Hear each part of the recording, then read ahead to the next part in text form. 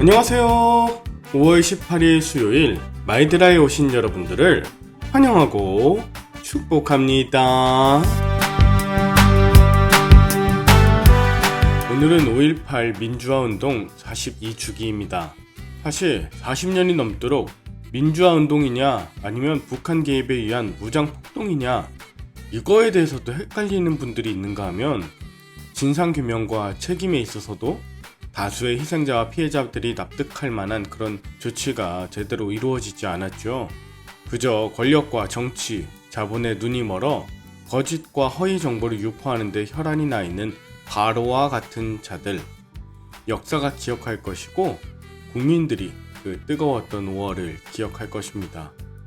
더 이상 자신의 탐욕을 위한 정치 이념적 적을 만들어 살생하는 이런 일들이 반복되지 않도록 깨어서 기도해 주시고, 더불어서 제2의 광주인 미얀마 그리고 러시아 침공으로 계속 전쟁 중인 우크라이나 땅 가운데도 속히 유혈 사태가 그치고 안정이 찾아오도록 함께 기도해 주시길 바랍니다.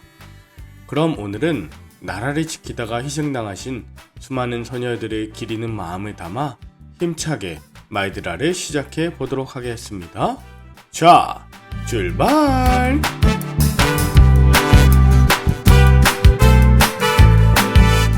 오늘은 레위기 21장입니다. 오늘 본문에는 거룩함을 위한 제사장의 규례에 관해서 나옵니다. 하나님은 먼저 제사장들에게 죽은 자를 만져서 스스로를 더럽히지 말라고 명하셨습니다. 제사장은 하나님께 제사를 드리는 자들이므로 시신을 만지거나 시신이 있는 천막 안에도 들어가지 않도록 하셨어요. 물론 제사장들도 가족의 죽음을 맞이한 경우에만 천막 안에 출입하는 것이 허락되었지만 대제사장은 이조차도 허락되지 않았습니다. 또한 하나님은 제사장들에게 대머리같이 머리털을 깎지 말고 수염 양쪽을 깎고 살을 베어 애통하는 이런 자해를 하지 말라 하시는데요. 이것도 당시 우상숭배자들이 죽은 자들을 위해 애통하는 이방 문화였기 때문이었습니다. 한편 제사장은 장례뿐 아니라 결혼할 때에도 남다른 거룩함을 유지하며 정결한 여인과만 혼인할 수 있었습니다. 제사장은 거룩함의 본을 보여야 할 의무가 있음을 말해 줍니다. 신체적 결함이 있어도 성소 안에 들어갈 수 없었습니다. 온전한 상태에서 제사장직을 수행할 수 있도록 하게 하시는 것이 오늘 본문에 나오는 주된 내용이었습니다. 하나님은 우리가 세상 속에 살면서도 거룩의 외적인 부분은 물론 내적인 거룩함과 성결함으로 충만한 가정이 되길 원하십니다. 그런데 한편으로는 제사장의 이 정결 규례가 너무나 엄격하고 또 과중한 것은 아닌가에 대해서 생각해 보게 되었어요. 그들이 감당해야 할 직책, 사명, 피부병, 의사, 곰팡이, 전문가, 자녀들의 신앙, 장례, 혼례 이 모든 것들이 구별되어야 했기 때문입니다.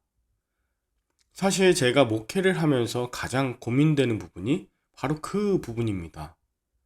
이 모든 것을 내가 정말 잘 감당할 수 있을까?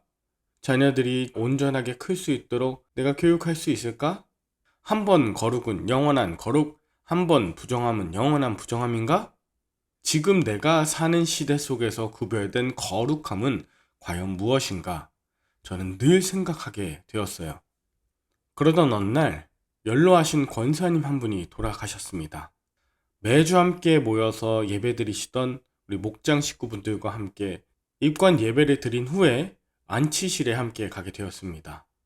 보통 장례식장마다 다르긴 한데 장의사님께서 수의를 입으신 권사님 시신을 대렴하기 전에 로션도 발라드리고 주물러드리라고 요청하는 것입니다.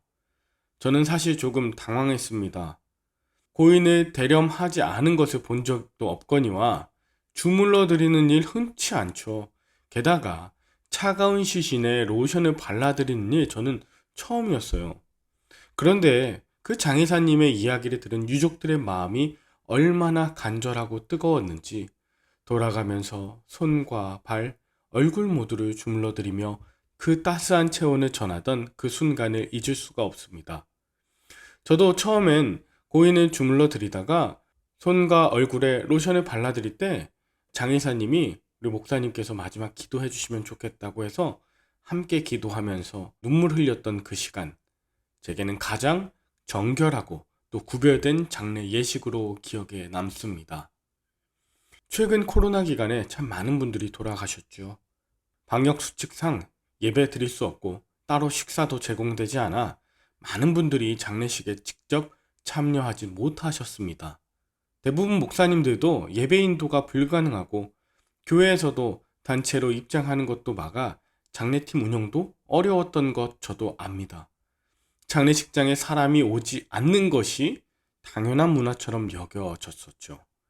그런데 저는 유족들을 생각했을 때 가능하면 혼자라도 빈소에 꼭 방문해서 조문하고 유족들과 함께 짧게나마 말씀 한 구절 또 함께 기도하며 위로의 마음을 나누곤 했습니다.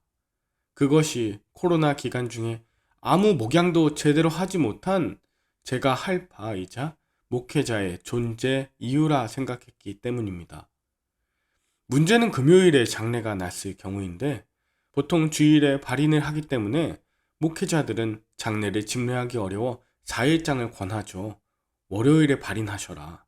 그런데 그런 모든 상황을 알고 계심에도 불구하고 주일에 발인을 간청하셨을 경우에 교회의 양해를 구하고 주일 예배와 제 사역에 지장을 주지 않는 선에서 발인이나 화장, 안치 예배 계속 인도해 왔습니다.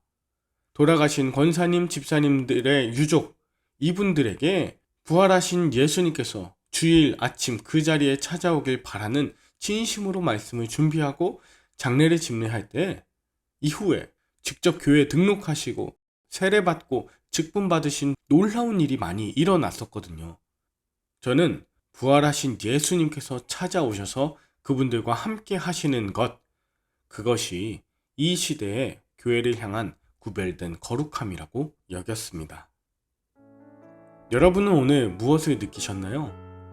제사장의 규례란 이 세대의 문화와 구별되어 하나님께 영광을 올리는 기준인데요. 일반적인 교회에서 정한 그런 교리라든지 교회 문화가 될 수도 있습니다. 그럴 때 우리는 무엇이 하나님이 원하시는 일인가 분별하기 어려울 때가 있어요.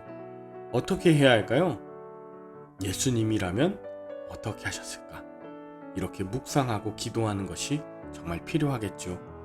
우리의 생명을 살리기 위해 구원하신 하나님의 사랑에 오늘도 최선을 다해 보답하시며 살아가는 그런 그리스도인들로 오늘도 승리하실 수 있기를 간절히 축복합니다. 함께 기도할까요? 하나님 아버지, 이 시대의 거룩한 가정, 거룩한 교회, 거룩한 성도로 살아가도록 우리에게 늘 말씀을 들려주시옵소서. 가장 온전한 몸과 마음으로 하나님 앞에 나아가게 하시되 또 하나님의 사랑을 받은 자답게 가장 따뜻하고 귀한 마음으로 이웃을 섬기는 참된 그리스도인들 다 되게 하여 주시옵소서. 이 시대 구원의 백성이자 통로로 우리를 사용하여 주실 예수님의 이름으로 기도합니다. 아멘. 오늘도 좋은 하루 보내시고 저는 내일 다시 뵙도록 하겠습니다. 샬롬.